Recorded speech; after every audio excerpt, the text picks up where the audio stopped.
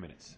Thank you, Mr. Speaker, for yielding. I thank the gentleman from Texas for yielding. I rise in strong support of this rule, and as a proud co-sponsor of this bill to repeal Obamacare, I think it's very important that we in this House have this vote.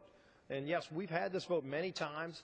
I think it's important to have it again this Congress because so much more has come to light since the last time that this vote was held in the last Congress. What are some of those things? Well, of course, when Nancy Pelosi was Speaker, she famously said, you have to pass the bill to find out what's in it. Well, we're seeing more and more every day just how many devastating things are happening in our economy because of Obamacare. In fact, how bad is it?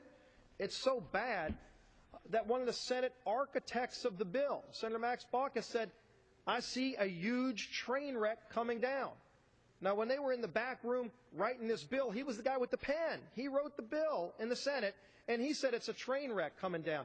Why would we want to do this to the American people and the system of health care that we have today that has some problems? But why would you want to go and destroy the things that work? You fix the things that work. This bill, Obamacare, is actually scheduled to increase health care costs dramatically by American families. In fact, what will it do to our health care system? And this is what families are finding out all across not just southeast Louisiana, the area I represent, but all across the country. This chart shows all the different federal agencies that come in between a patient and their doctor in health care. It used to be the patient talking to the doctor, and they make the health care decision. That was the sacred relationship in health care.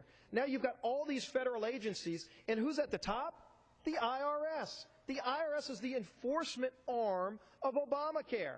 And, of course, just in the last few days, we've seen the light, the corruption at the IRS, where they've literally gone and picked winners and losers, picked partisan fights, and literally tried to enforce the Obama administration's will, punishing the enemies of the Obama administration.